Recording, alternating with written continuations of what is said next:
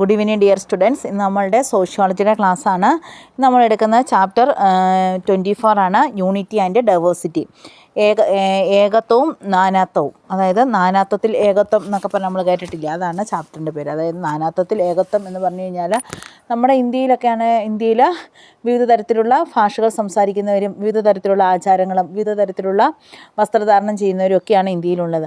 അങ്ങനെ നാനാ തരത്തിലുള്ള ആളുകളുണ്ട് ഇന്ത്യയിൽ അധിവസിക്കുന്നുണ്ട്. അവരിലെല്ലാം നമ്മളെല്ലാവരും, പക്ഷേ അതിലെല്ലാം നമ്മളൊരു ഏകത്വം കണ്ടെത്തുന്നുണ്ട്. അതാണ് നാനാത്വത്തിൽ ഏകത്വം. നമ്മളെല്ലാവരും ഇന്ത്യക്കാരാണ് എന്നൊരു ഭാവം നമുക്ക് ഉണ്ട്. നമ്മൾ വിവിധ ഭാഷകൾ സംസാരിച്ചാലും വിവിധ വസ്ത്രധാരണവും വിവിധ ഭക്ഷണ രീതികളും ഒക്കെ ഉണ്ടെങ്കിൽ പോലും നമ്മളെല്ലാവരും ഇന്ത്യക്കാരാണ് ഒരു ഭാവം നമുക്കുണ്ട്. അതാണ് ഈ നാനാത്വത്തിൽ ഏകത്വം എന്നുകൊണ്ട് അർത്ഥമാക്കുന്നത്. ഇനി what is the meaning of the word jajmani system എന്താണെന്ന്. അതായത് ചരക്ക് സേവനങ്ങൾ പല ജാതികൾക്കിടയിൽ കൈമാറ്റം ചെയ്യുന്നതിനെയാണ് ജജ്മാനി എന്ന് പറയുന്നത്. ചരക്ക് സേവനങ്ങൾ പല ജാതികൾക്കിടയിൽ കൈമാറ്റം ചെയ്യുന്നതിനെ ജജ്മാനി സിസ്റ്റം എന്ന് പറയുന്നു. രണ്ടാമത്തെ question, what was the Din Ilahi of Akbar? അക്ബറുടെ ദിൻ ഇലാഹി എന്നാൽ എന്ത്? അക്ബറുടെ ദിൻ ഇലാഹി എന്നാൽ എന്ത്? വിവിധ മതങ്ങളുടെ അംശങ്ങൾ ചേർത്ത് അക്ബർ സ്ഥാപിച്ച മതമാണ് ദിൻ ഇലാഹി. അതായത് വിവിധ മതങ്ങളുടെ നല്ല വശങ്ങളെല്ലാം കൂടി കൂട്ടിച്ചേർത്തുകൊണ്ട് അക്ബർ സ്ഥാപിച്ച മതമാണ് ദിൻ ഇലാഹി. ദേശീയോത്ഗ്രഥനം പ്രോത്സാഹിപ്പിക്കുക എന്നതായിരുന്നു ഇതിൻ്റെ ലക്ഷ്യം. അതായത് ദേശസ്നേഹം വളർത്തിയെടുക്കുക, ദേശീയ ഐക്യം പ്രോത്സാഹിപ്പിക്കുക എന്നിവയൊക്കെയായിരുന്നു ഇതിൻ്റെ ലക്ഷ്യം. അടുത്ത മൂന്നാമത്തെ question, briefly explain the beliefs of traditional Hindu society. പരമ്പരാഗത ഹിന്ദു സമൂഹത്തിൻ്റെ വിശ്വാസങ്ങളെക്കുറിച്ച് വിവരിക്കുക. ജന്മനാ ലഭിക്കുന്ന പദവികളെ വളരെ പാവനമായിട്ടാണ് പരമ്പരാഗത ഹിന്ദു സമൂഹം കണ്ടിട്ടുള്ളത്. അതായത് ജന്മനാ ലഭിക്കുന്ന പദവികളെ വളരെ പാവനമായിട്ടാണ് പരമ്പരാഗത ഹിന്ദു സമൂഹം കണ്ടിട്ടുള്ളത്. അത് ഈ ഹിന്ദു സമൂഹത്തിൻ്റെ അടിസ്ഥാന തത്വം എന്ന് വെച്ചാൽ പുരുഷാർത്ഥങ്ങളാണ്. പുരുഷാർത്ഥങ്ങൾ എന്ന സങ്കല്പത്തിൽ അടിയുറച്ചതാണ് ഹിന്ദുമത പാരമ്പര്യം എന്ന് പറയുന്നത്. പുരുഷാർത്ഥങ്ങളെ നമ്മൾ 4ആയിട്ട് തിരിച്ചിട്ടുണ്ട്. അത് ഏതൊക്കെയാണെന്നാണ് പറയുന്നത്. പുരുഷാർത്ഥങ്ങൾ 4 എണ്ണമാണുള്ളത്. അർത്ഥ, ധർമ്മ, കാമ, മോക്ഷ. അർത്ഥ, ധർമ്മ, കാമ, മോക്ഷ. ഇതാണ് പുരുഷാർത്ഥങ്ങൾ. അതായത് അർത്ഥ എന്നതുകൊണ്ട് ഉദ്ദേശിക്കുന്ന സമൃദ്ധിയാണ്, സമ്പത്തും സമൃദ്ധിയും. ധർമ്മം എന്നതുകൊണ്ട് ധാർമ്മികതയും സാൻമാർഗികതയുമാണ്, നല്ല കാര്യങ്ങൾ ചെയ്യുക എന്നുള്ളതാണ് ധർമ്മ. കാമ എന്ന് പറഞ്ഞാൽ ലൈംഗികതയും ശാരീരിക ആഗ്രഹങ്ങളുമാണ്. മോക്ഷ എന്ന് പറഞ്ഞാൽ ദൈവിക ജീവിതവും ശാരീരിക മോക്ഷവും. അപ്പോൾ ഇതാണ് പുരുഷാർത്ഥങ്ങൾ അധിഷ്ഠിതമാണ് ഹിന്ദുമത വിശ്വാസങ്ങൾ. അടുത്ത question, briefly explain the input of British rule in the modern period. ആധുനിക കാലഘട്ടത്തിൽ ബ്രിട്ടീഷ് ഭരണത്തിൻ്റെ ഫലമായി ഉണ്ടായ സംഭാവനകളെക്കുറിച്ച് വിവരിക്കുക. ആധുനിക കാലഘട്ടത്തിൽ ബ്രിട്ടീഷ് ഭരണത്തിൻ്റെ ഫലമായി പാശ്ചാത്യ സംസ്കാരത്തിൻ്റെ സ്വാധീനം ഇന്ത്യൻ സംസ്കാരത്തിലേക്ക് കൂട്ടിച്ചേർക്കപ്പെട്ടു. അപ്പോൾ ആധുനിക കാലഘട്ടത്തിൽ നിന്നിപ്പോൾ നമുക്ക് ബ്രിട്ടീഷുകാരുടെ ഭരണത്തിൻ്റെ ഫലമായിട്ടാണ് നമ്മളിലേക്ക് വന്ന് ചേർന്നത്? പാശ്ചാത്യ വൽക്കരണം, അതായത് പാശ്ചാത്യ സംസ്കാരവൽക്കരണം എന്നൊക്കെ പറയാം. പാശ്ചാത്യരുടെ രീതിയിലുള്ള വസ്ത്രധാരണവും അതുപോലെ തന്നെ അവരുടെ ഫുഡ് അവരുടെ ഭാഷ ഇതെല്ലാം നമ്മൾ അനുകരിക്കാൻ വേണ്ടി തുടങ്ങിയത് ബ്രിട്ടീഷുകാരുടെ വരവോടുകൂടിയാണ്. ഭരണരംഗത്തും സൈനിക മേഖലയിലും ബാങ്കിങ് സമ്പ്രദായത്തിലും വൈദ്യശാസ്ത്രത്തിലും ഇതിൻ്റെ ഫലമായി വളരെയേറെ മാറ്റങ്ങൾ വന്നിട്ടുണ്ട്. അതായത് നമ്മുടെ സാംസ്കാരിക രംഗത്ത് മാത്രമല്ല മറ്റ് രംഗങ്ങളിലും എല്ലാം, അതായത് ഭരണരംഗത്തും സൈനിക മേഖലയിലും ബാങ്കിങ് മേഖലകളിലും എല്ലാം ബ്രിട്ടീഷുകാരുടെ ഈ പാശ്ചാത്യവൽക്കരണം നമുക്ക് കാണാനായിട്ട് സാധിക്കും. പാശ്ചാത്യ വിദ്യാഭ്യാസത്തിൻ്റെ ഫലമായി ഇന്ത്യയിലെ ജനങ്ങളുടെ കാഴ്ചപ്പാടുകളിൽ വളരെയേറെ മാറ്റങ്ങൾ സൃഷ്ടിക്കപ്പെട്ടു. പാശ്ചാത്യ വിദ്യാഭ്യാസം വന്നതോടുകൂടി തന്നെ ഇന്ത്യയുടെ ജനങ്ങളിൽ വളരെയേറെ മാറ്റങ്ങൾ വന്നു. വിവരസാങ്കേതിക വിദ്യയിലൂടെ ഒട്ടേറെ വികസനങ്ങൾ പ്രാപിക്കാൻ പാശ്ചാത്യ വിദ്യാഭ്യാസം സഹായിച്ചു. കുറഞ്ഞ വ്യാവസായിക മേഖലയിൽ ഒരു വൻ കുതിച്ചുചാട്ടത്തിനും ഇത് സഹായിച്ചു. വ്യവസായ മേഖലകളിലൊക്കെ ആണെങ്കിൽ ഒരു വലിയൊരു കുതിച്ചുചാട്ടം തന്നെ ഉണ്ടാകാനായിട്ട് ഈ പാശ്ചാത്യവൽക്കരണം നമ്മളെ സഹായിച്ചു. അത് ബ്രിട്ടീഷുകാരുടെ വരവോടുകൂടിയാണ് നമുക്കിതിനൊക്കെ സാധിച്ചത്. ഒരു വ്യാവസായിക രാജ്യമാകാനും ഉൽപ്പാദന മേഖലയിൽ സംരംഭകത്വം സൃഷ്ടിക്കാനും ബ്രിട്ടീഷ് ഭരണം ഒരു പരിധിവരെ ഇന്ത്യക്ക് ഗുണം ചെയ്തു. ഇന്ത്യ ഒരു വലിയൊരു വ്യവസായ സംരംഭമായി മാറാനും ഒക്കെയാണെങ്കിൽ ഈ ബ്രിട്ടീഷുകാരുടെ ഭരണം നമ്മളെ സഹായിച്ചു. അതുപോലെ അവരുടെ ഭരണ രീതികളും എല്ലാം നമ്മുടെ ഭരണ രീതിയിലേക്ക് നമ്മൾ കൈക്കൊണ്ടിട്ടുണ്ട്. ബ്രിട്ടീഷുകാരുടെ ഭരണ രീതികളെല്ലാം തന്നെ അതായത് ജനാധിപത്യത്തിൻ്റെ മൂല്യങ്ങൾ മനസ്സിലാക്കാനും മനുഷ്യാവകാശത്തിൻ്റെ പ്രശസ്തി മനസ്സിലാക്കാനും ബ്രിട്ടീഷ് ഭരണം നമ്മളെ സഹായിച്ചു. ബ്രിട്ടീഷുകാർ വന്ന് ഭരണം നടത്തിയതോടുകൂടിയാണ് ജനാധിപത്യത്തിൻ്റെ മൂല്യവും മാനുഷിക മൂല്യങ്ങളും ഒക്കെ മനസ്സിലാക്കാനായിട്ട് നമുക്ക് സാധിച്ചത്. അടുത്ത question, what is mean by unity in diversity? എന്താണ് നാനാത്വത്തിൽ ഏകത്വം? അതായത് എന്താണ് നാനാത്വത്തിൽ ഏകത്വം എന്ന് പറഞ്ഞാൽ ഇത്രയേ ഉള്ളൂ. സിമ്പിളായിട്ട് പറയുകയാണെങ്കിൽ നമ്മുടെ ഇന്ത്യക്കാർ വിവിധ ഭാഷകൾ സംസാരിക്കുന്നവരും വിവിധ വർണ്ണത്തിലുള്ളവരും വിവിധ ഭക്ഷണങ്ങൾ കഴിക്കുന്നവരും വിവിധ വസ്ത്രധാരണമുള്ളവരും ഒക്കെയാണ്. എന്നാലും ഇവരുടെ ഇടയിൽ അല്ലെങ്കിൽ നമ്മുടെ ഇടയിൽ നമ്മൾ എല്ലാവരും ഇന്ത്യക്കാരാണ് എന്നൊരു ഫീലിംഗ് നമുക്കുണ്ട്. അതിനെയാണ് ശരിക്കും പറഞ്ഞാൽ ഈ നാനാത്വത്തിൽ ഏകത്വം എന്നുകൊണ്ട് അർത്ഥമാക്കുന്നത്.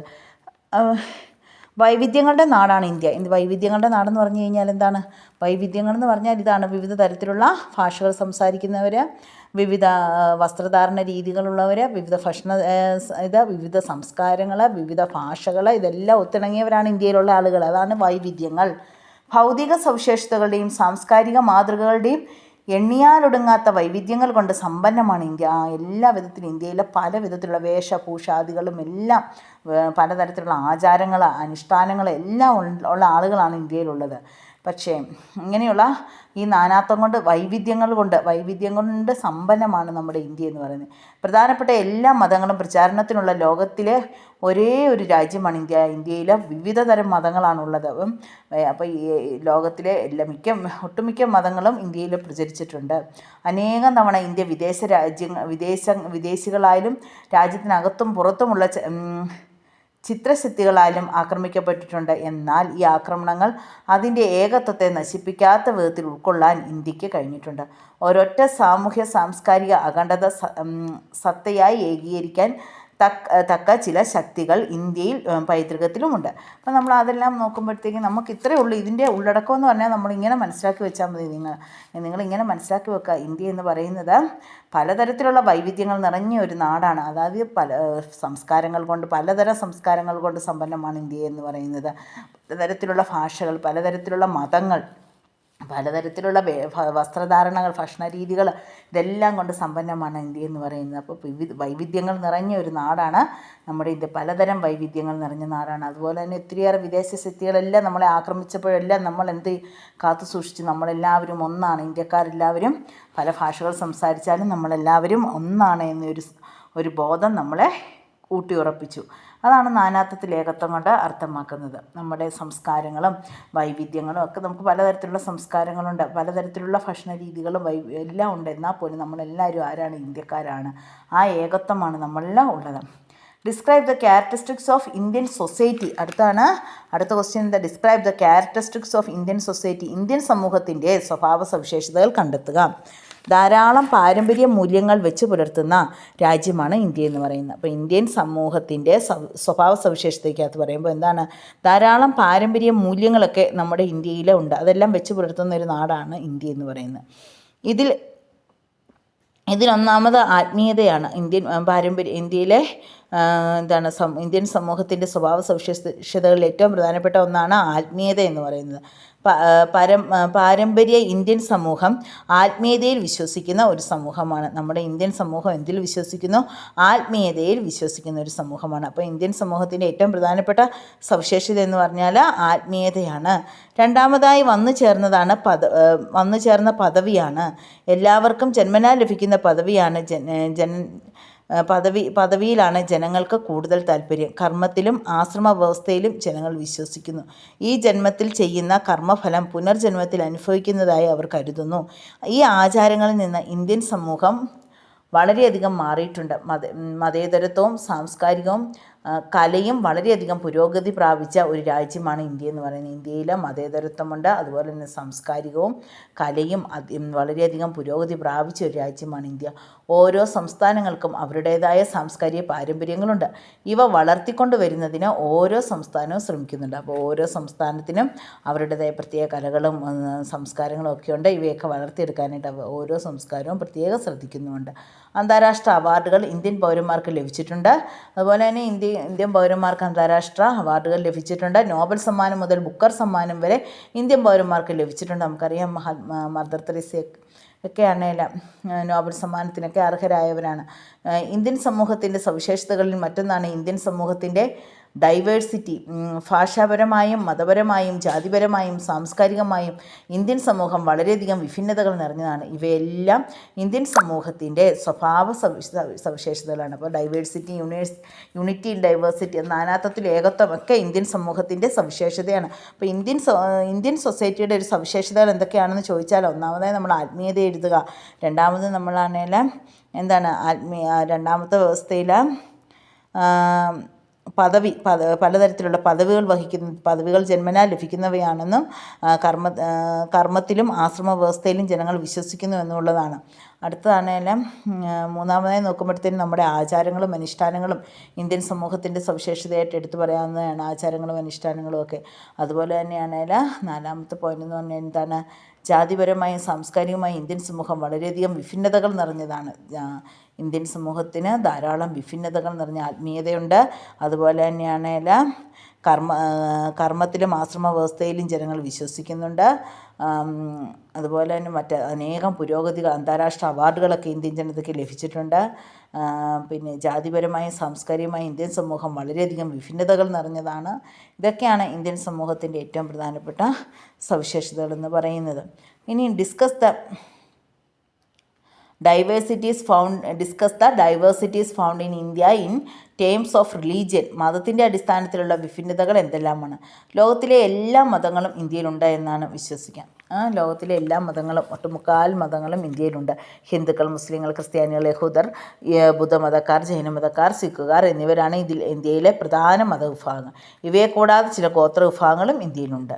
ആത്മീയത, ആത്മാവിൻ്റെ അനശ്വരത, പരിത്യാഗം, മോക്ഷം എന്നീ സിദ്ധാന്തങ്ങളെ ഹിന്ദുമതം അനുശാസിക്കുന്നു. ഏകദൈവ വിശ്വാസത്തിൽ അടിയുറച്ചു നിൽക്കുന്ന ഇസ്ലാം അള്ളാഹുവിൻ്റെ ഇച്ഛയാണ് പാലിക്കുന്നത്. അതായത് അള്ളാഹുവിൻ്റെ ഇഷ്ടം പാലിച്ചാണ് അവർ ജീവിക്കുന്നത്. ഏകദൈവ വിശ്വാസികളാണ് മുസ്ലിങ്ങൾ. സ്നേഹത്തിലും സാർവത്രികമായ സാഹോദര്യത്തിലും ക്രിസ്തു മതം ഊന്നൽ നൽകുന്നു.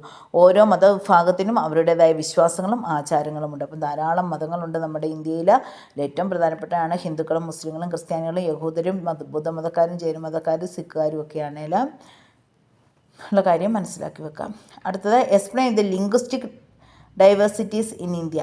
ഭാഷയുടെ അടിസ്ഥാനത്തിലുള്ള വിഭിന്നതകളെക്കുറിച്ച് വിവരിക്കുക. ഭാഷയുടെ അടിസ്ഥാനത്തിൽ ഇന്ത്യയിൽ പലതരം ഭാഷകളുണ്ട്. ഓരോ സംസ്ഥാനത്തിനും ഓരോ ഭാഷയുണ്ട്. മിക്ക ഭാഷയുടെയും ഉറവിടം സംസ്കൃതമാണ്. അപ്പോൾ മിക്ക ഭാഷയുടെയും ഉറവിടം എന്ന് പറയുന്നത് ഏതാണ്? സംസ്കൃത ഭാഷയാണ്. സംസ്കൃതത്തെ ഒരു പുണ്യഭാഷയായി കണക്കാക്കപ്പെടുന്നു.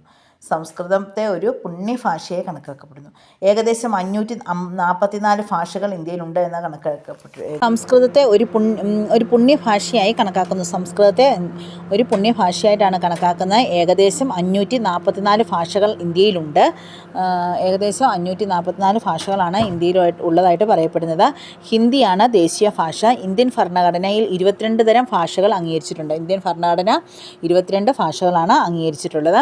ഏകദേശം 544 ഭാഷകളാണ് ഇന്ത്യയിലുള്ളത്. അതിൽ ഇന്ത്യൻ ഭരണഘടന 22 ഭാഷകൾ അംഗീകരിച്ചിട്ടുണ്ട്. ഹിന്ദിയാണ് നമ്മുടെ ഔദ്യോഗിക ഭാഷ.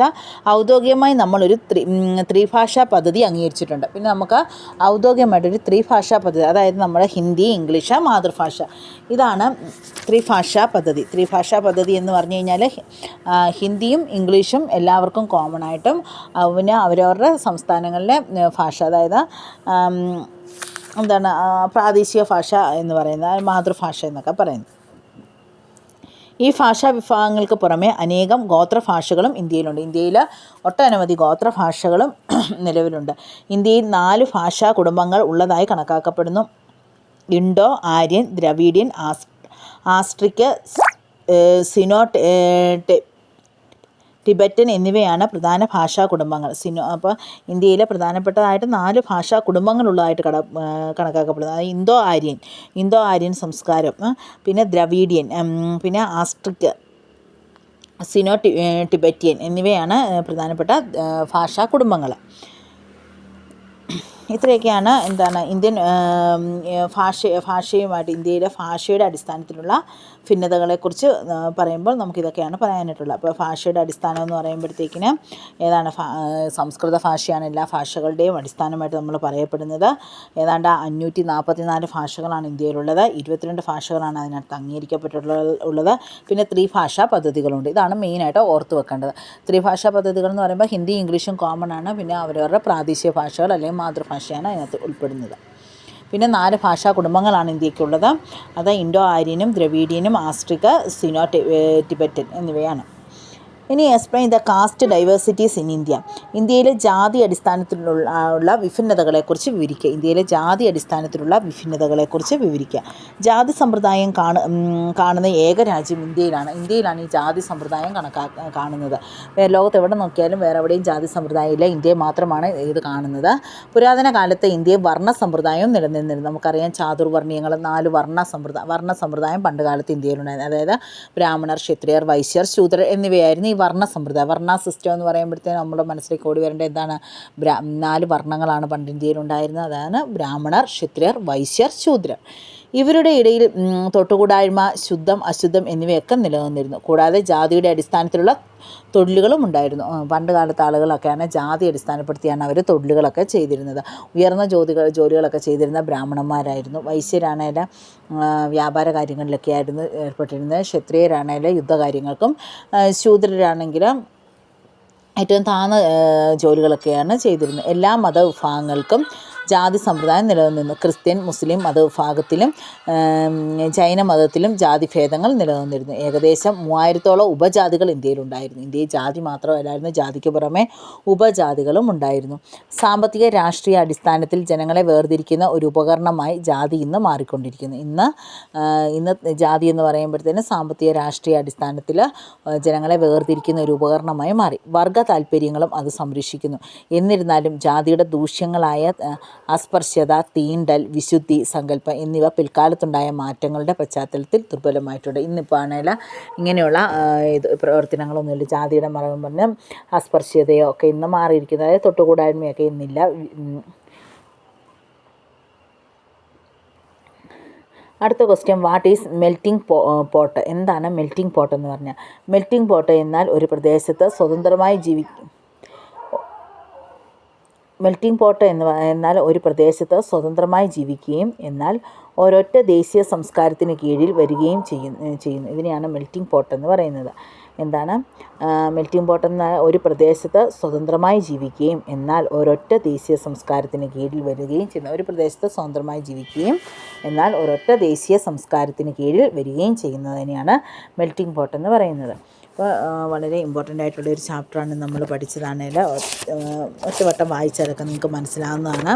അതായത് മെയിനായിട്ട് ഈ ചാപ്റ്ററിനകത്ത് പറഞ്ഞിരിക്കുന്നതൊക്കെ ആണെങ്കിൽ നാനാത്വത്തിൽ ഏകത്വം, ഒത്തിരിയേറെ വൈവിധ്യങ്ങളൊക്കെ നമ്മുടെ നാട്ടിലുണ്ട്. എന്നാൽ അതിലെല്ലാം നമ്മൾ ഒരു ഏകത കണ്ടെത്തുന്നു. നമ്മളെല്ലാവരും ഇന്ത്യക്കാരാണ് എന്നൊരു തത്വത്തിലാണ് നമ്മൾ വിശ്വസിക്കുന്നത്. പിന്നെ നമുക്ക് ഇമ്പോർട്ടൻ്റ് ആയിട്ടുള്ളതാണെങ്കിൽ characteristics of Indian society, Indian സമൂഹത്തിൻ്റെ സൊസൈറ്റിയെക്കുറിച്ച് നന്നായിട്ട് പഠിക്കണം. പിന്നെയാണെങ്കിൽ ഭാഷയുടെ അടിസ്ഥാനത്തിലുള്ള വിഭിന്നതകളെക്കുറിച്ച്, ഇതൊക്കെ വളരെ ഇമ്പോർട്ടൻ്റ് ആയിട്ടുള്ളതാണ്. അപ്പോൾ നിങ്ങൾ പാഠഭാഗം 2-3 പ്രാവശ്യം വായിക്കുക, ക്വസ്റ്റ്യൻ ആൻസറുകളൊക്കെ പഠിക്കുക.